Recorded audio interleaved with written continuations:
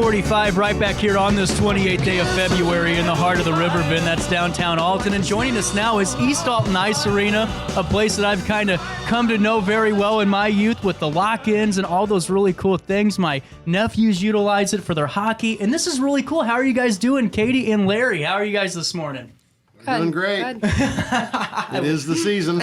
I love it. And I want to ask you guys right off the bat, just with all the great things happening over in Eastgate, it's got to be nice to have a renovated plaza. And now, has it helped Eastgate or East Alton Ice Arena with that renovation? Oh, absolutely. Just, if nothing else, just the ambiance of it. Yeah. Todd Kennedy's done a fantastic job there, upgrading that plaza and just make it a nice place to come with pizza places and Mexican restaurants and ice cream and the axe throwing and everything. There's something to do down there. And there's going to East Alton Ice Arena and having a good time too. It's a great fit, and it's just really awesome. And I got to ask you right off the bat, how long have you guys been with East Alton Ice Arena? Well, I started the project as a we need this in the area back in 1992. I think I sent the first letter out. Took us 3 years to get it built. Wow. And to get it to where we shopped it out. We thought initially it would be a for-profit business, but it's just not. Right. Feasibility study and when we did that, we realized it wasn't a money-making proposition. But on the other hand, the community still needed the service, the facility, and so we shopped it around. East Alton was kind enough to jump on board. They got the property donated that we are built on. And it just kind of took off from there. It really, had it not been for the foresight of the village of East Alton, the mayor and the trustees at that time, many people don't know, but there was a bond floated for $3 million. We, the group of East Alton Ice Arena Civic, what is it? East Alton Ice Arena Civic Rink Management. That was impressive. Yeah, good job. Good call. Yeah. That group, we formed a 501c3 corporation. So we're a not-for-profit corporation that manages the rink for the village of East Alton. And our quest was that the building be paid for, the $3 million bond be paid for without going on the tax rolls. And we paid that bond off 2 years ago with no tax dollars going into the ice rink. That's impressive. Yes. That is really cool. And I wanted to ask you, because it's like, we see so much history on other things, but East Alton Ice Arena is a landmark as far as I'm concerned, and I didn't really know how it started. That's awesome. Yeah. Well, we had a couple of town hall meetings regarding that because, naturally the citizens are concerned. It's their tax dollars. I lived in East Alton at that time, and I didn't want any more tax dollars going out of my money, and as well as everyone else. Yeah. And one person stood up and said, this ice rink will give people a reason to drive to instead of drive through East Alton. And good point. We kind of thought, well, that's a great point. It really is. And Katie, how long have you been with East Alton Ice I've been Arena? there for 14 years. Oh, wow.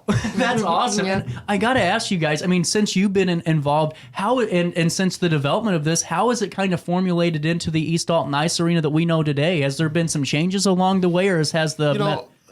It's the ice rink business is always growing one way or the other. When we started, Katie came on, like she said, 14 years ago as an instructor, and quickly developed herself into the skating director, and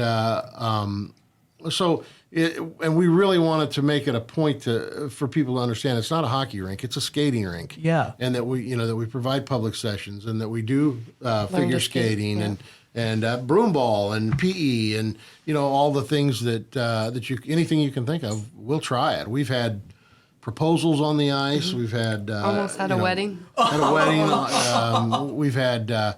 Naturally, the Youth Association, the Twin Bridges Youth Hockey Association, which is out of the Metro East here, and the Mississippi Valley Club High School Hockey Association, which was developed in the East Alton Ice Arena, and has then since grown to the other arenas that are now around, and Southern Illinois University's Cougar Hockey Club has been there since. We also have elite hockey school now too. And, and that is probably one of the biggest growth potentials that we see.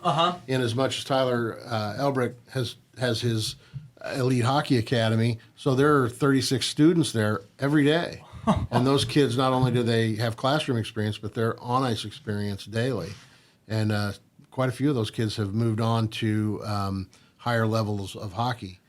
That's incredible. And what I love is there's so many different aspects of the facilities. I remember, because I was never, listen, if you watch me skate, good night. But, going to the lock-ins and being able to experience that community feeling with kids my own age when I was in middle school and high school. I mean, that's what's really cool about this. And I got to ask you about some of the other programs, because I have friends that were in the figure skating and still train and still teach. But, my nephew and niece are in the hockey programs. And I got to ask about some of the other things going on that maybe I don't know about. Well, this month, the month of February, we hired a disc jockey for Friday evening public sessions. We're trying to develop a roller rink atmosphere on Friday nights with lights and DJ and their ability to interact with the DJ from the ice. And that's done fairly well. I think we plan on expanding that. One of the things that we talked about earlier before we went on air is the Zamboni School. This is cool. Now you're segueing into something here. Yeah. Who developed this idea? How did this even come into fruition? Because this is one of the most unique and cool things out there right now. Well, and it's really, you hit it on the head when you said unique, because, and quite honestly, this was one of those laying awake in the middle of the night during COVID thinking, how are we going to stay viable? And I had one of the kids call me and said that there was a woman who had requested a ride on the Zamboni. She had an illness that was pretty big, and he asked if she could ride. I said, by all means. We have a seat on the Zamboni, and I said, put her on it, let her ride.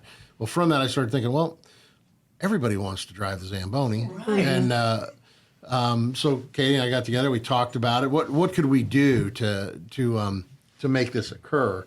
And in fact, one day during the week before we did this, I'm thinking, how long does it take to get each person on and off the Zam, 3 laps, 4 laps, whatever. But I said, Katie, let's go. You're going to drive the Zamboni. She'd never driven it. My wife was in the works. She manages the pro shop, Paula. And I walked in and I said, hey, come on, you're going to drive the Zamboni. Both of them are like, we're not driving the Zamboni. I said, oh, yeah, you're driving the Zamboni. So they both went out, and I put them on the player's bench, and I parked the Zam. I said, okay, number 1. Katie come out, jumped on. We took 3 laps. Took about 6-8 minutes. Paula How got did lap 1 go? I was fine. I didn't throw them off. They both did great. Paula got on. She drove around. So we figured it took about 6 minutes. So how many people can we get in an hour? 8 to 10 people comfortably. And then we put a flyer together that said, we came up with a decent price. It's $80. And in that $80, you get an hour long, roughly an hour, sometimes a little more, sometimes a little less. Katie kicks me under the table because I get wordy. But we explained to them, basically the first 5 or 10 minutes, we talked to them about the rink, and we explained to them who we are and how we got here.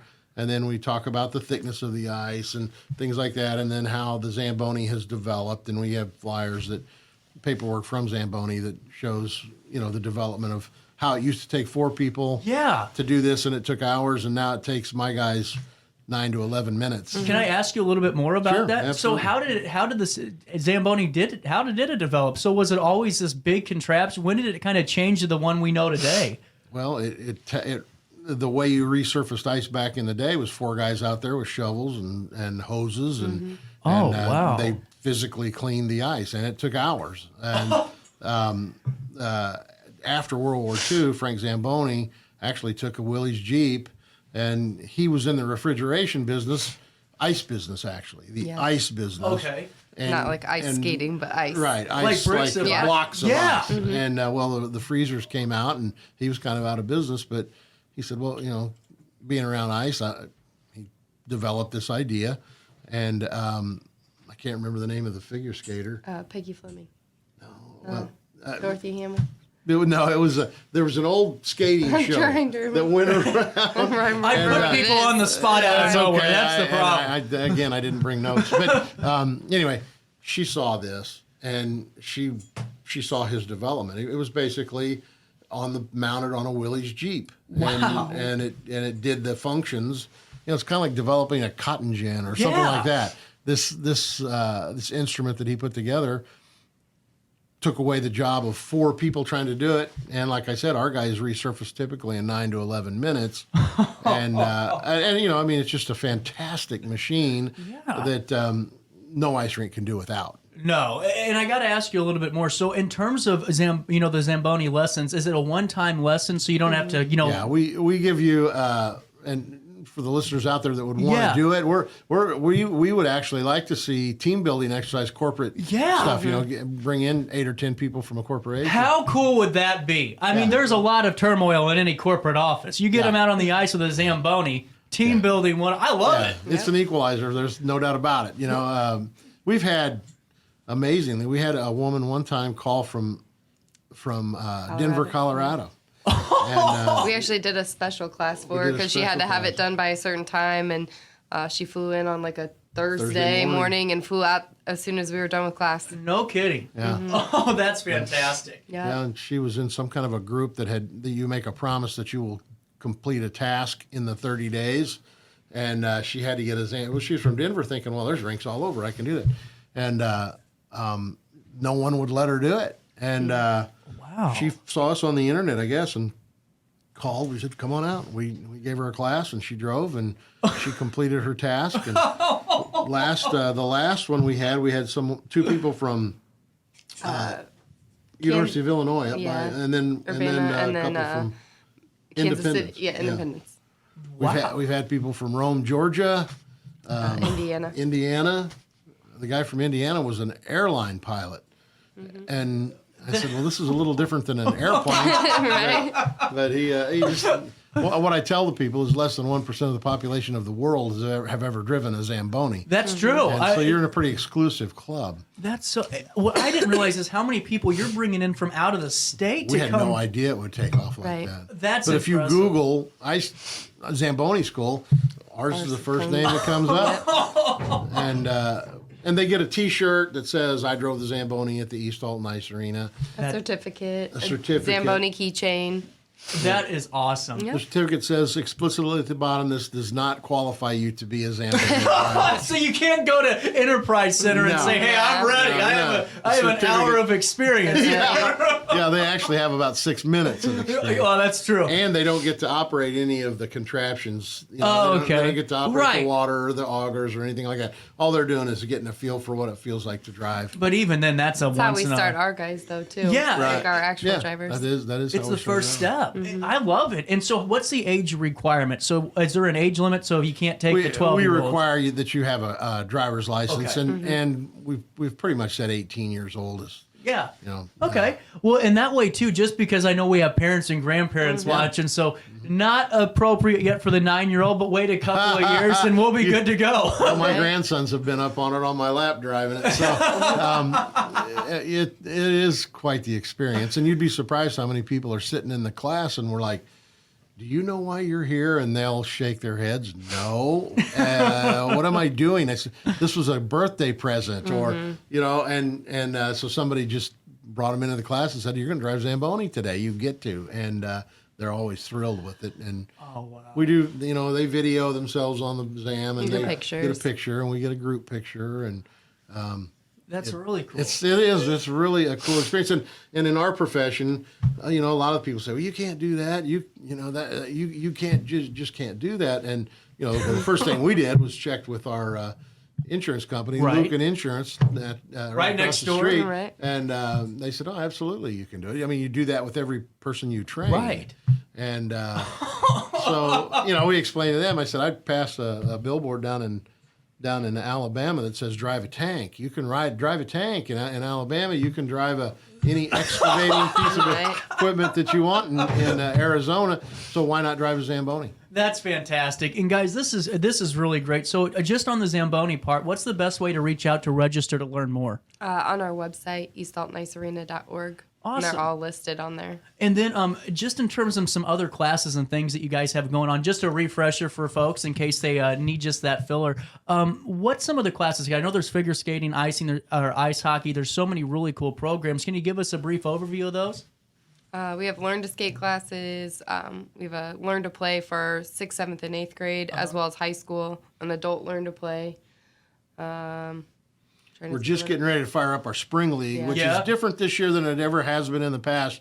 And as much as we have teamed up with Tyler Elbrick with Elite Hockey Schools, and as well with the RP Center up in Edwardsville, and so it isn't an elite program; it's a spring league, right? But for everybody, for everybody, right? But we're hoping now with Tyler's with the addition of Tyler in, that we're going to be able to run 2 different levels of play, so that you've got a place for the kids that typically we lose to other programs, that we would have an ability to keep them home and not traveling and spending as much money, and you won't get a cheaper rate than what we do. Well, what I think is cool, not to cut you off, but just from my because I played soccer club for 17 years, that first step, that little bit level under, was perfect for me to see if I liked it or not before you go into that. I mean, it's not it's not cheap, that's for sure, and no matter what sport. Katie mentioned it, the 6th, 7th, and 8th. It's really it's 5th graders going into 6th, right. Okay, 6th going into 7th, 7th going into 8th that have never played before. That's what we're looking for. We're looking for the kid who plays hockey, sitting in a 6th grade class right now, who says to his friend who's never put on skates, "We can play together." Because if you're a Roxana student, you're going to play with Roxana students. You may be on a team with Befalto, Roxana, and whatever, but you're going to get to play with your buddy. And we feel like that's where you capture them. We're looking to try to capture kids before they become wrestlers or basketball players, and turn them on to this sport. And we try real hard to dispel the myths of it's too expensive, the equipment's too expensive. First of all, there's a lot of used equipment that's sitting in people's basements, and a lot of those kids who are skating will donate or share with them. We have the Skaters Edge Pro Shop in the ice rink, and we're compatible.